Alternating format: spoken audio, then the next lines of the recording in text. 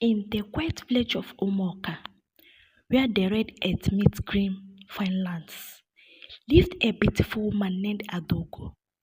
Her name means daughter of the ego, and truly she was special. Her skin is like the morning sun, and her eyes were deep, like a river that hid many secrets. But Adaugo was not like other women. People whispered about her.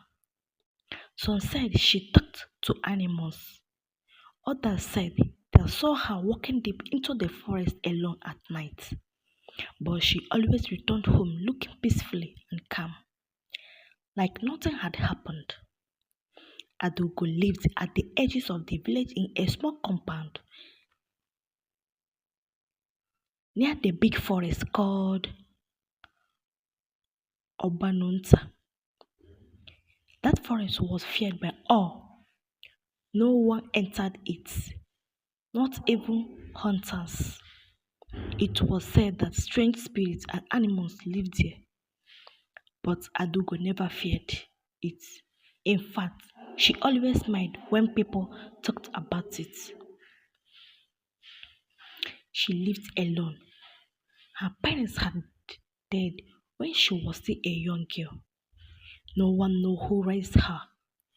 Some said the spirits raised her. Others believed her mother was a river goddess and her father a snake man who disappeared before she was born. But no one knows for sure. They just know that Adugo was different. One day, a rich man named Mazdike came to the village. He was looking for a wife. He had money, lands, cars, and many people worked for him. But he had no child, no wife. He had such many villages but found no woman that pleased him. When he saw Adugo fetching water at the stream, his heart stopped.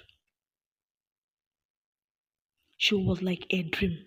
She followed her and asked beautiful woman, "What is your name?" She turned and smiled. "My name is Adogo. I'm Mazdike. I come from the land of Ao. I want you to be my wife." Adogo looked at him for a long time. "Why me?" she asked. "Because you are the most beautiful woman I have ever seen, and your spirit calls to me." She laughed softly. "Beauty is not enough. Do you have the heart to love a woman like me?" "Yes," he said without thinking. Adogo paused. "Then come to my house tomorrow morning. Bring no one. Come alone." The next day, Mazdike came as she said. Her house was clean, small, and quiet. He sat down on a wooden stool and she gave him palm wine. After drinking, he began to feel dizzy. The room started turning around him. Before he could speak, everything went black. When he woke up, it was night.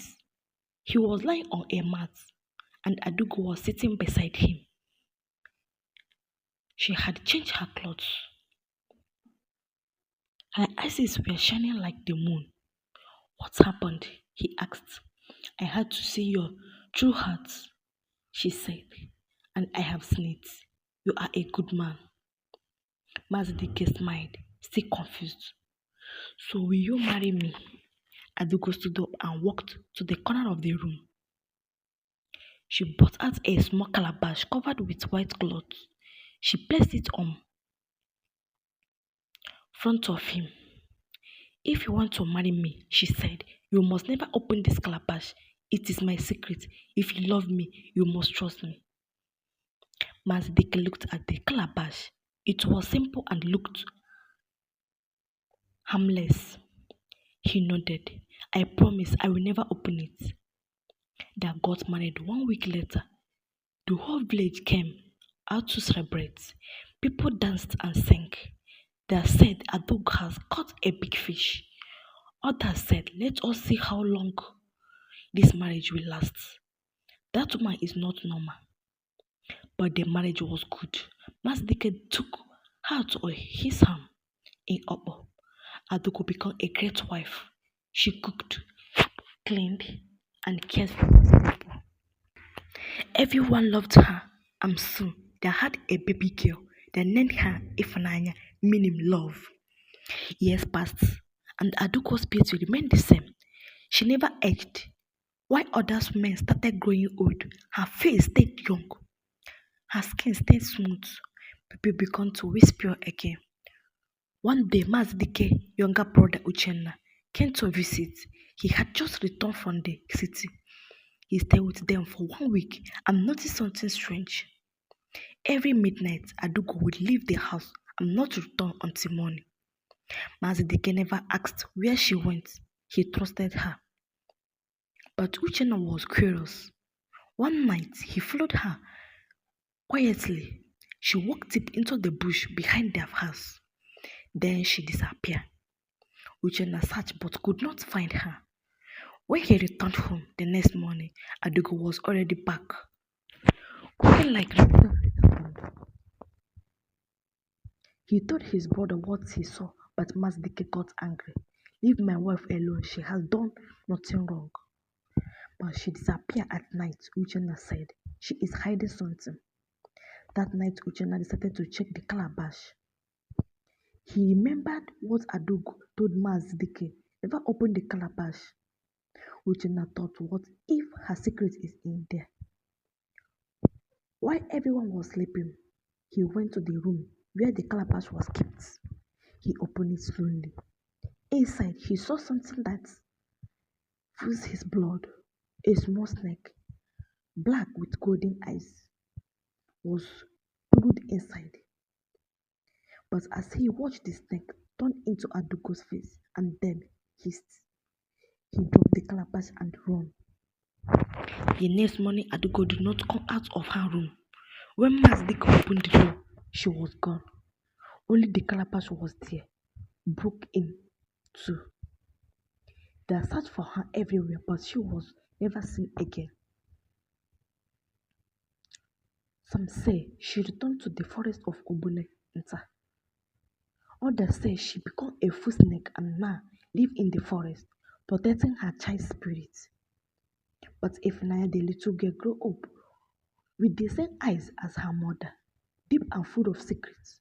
And whenever she smiled, snake came out from the nearby bush to greet her.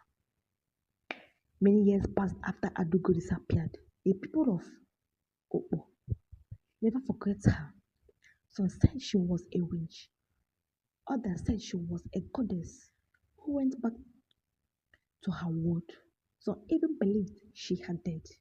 But Mazdike, her husband, refused to believe she was dead. She is not gone. He would say, staying into the bush, she's watching. He never remarried. He raised their daughter Ifunanya alone, and Ifunanya grew fast. She was beautiful like her mother, too beautiful. Her skin was smooth like water, and her eyes were bright like fire at night. But she was also different. Animals followed her. Birds fly near her and sit on her shoulder. Lizards crawled up her legs without fear.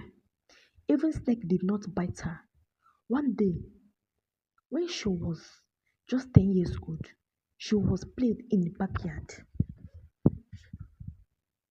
A cobra came out of the bush, hissing. Everyone screamed, but Ifunanya laughed and touched the snake's head. The cobra growled, and from that day, the village began to fear her too. They whispered, that is the snake woman's daughter. Don't let her near your child.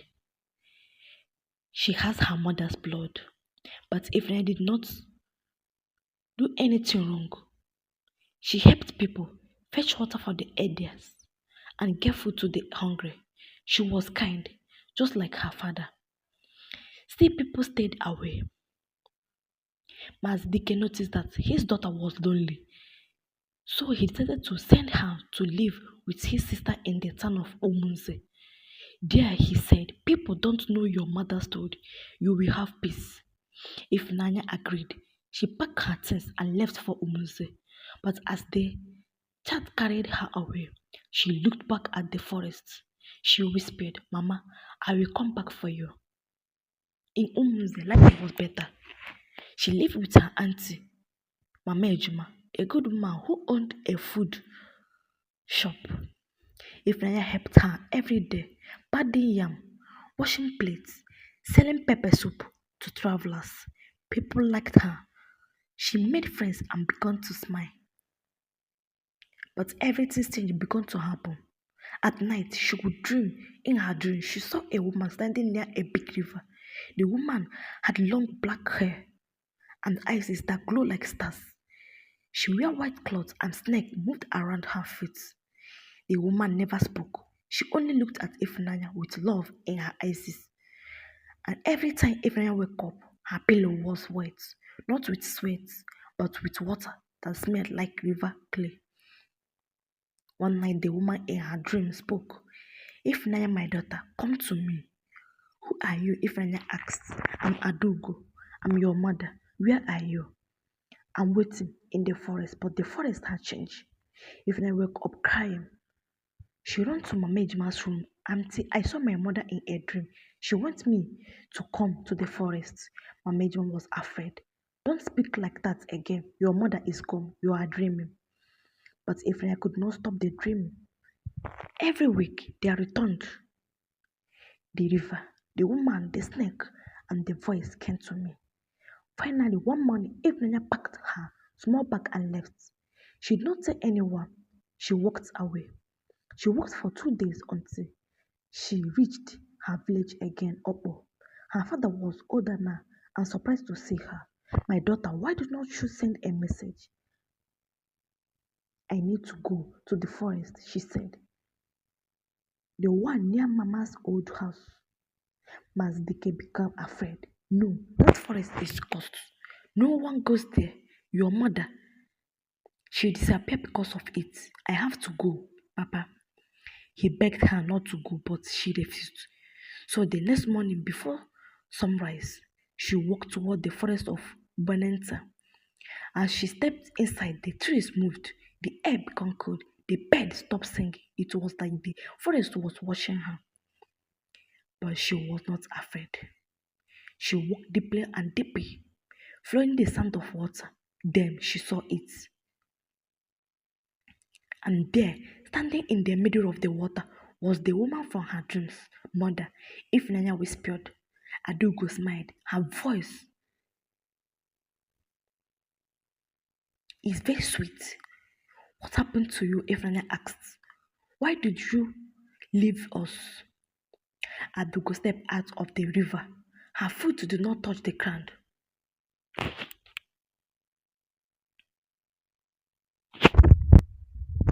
I was born bad spirit, she said, half woman, half snake. My father was a water god. My mother was a woman who broke a sacred law, so I was cursed. What cursed? I must live in human form, only if no one breaks my secret.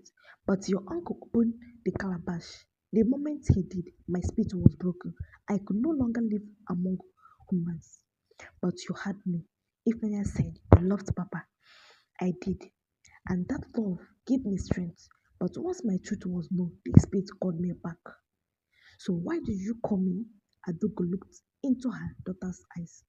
Because you carry my blood and my power.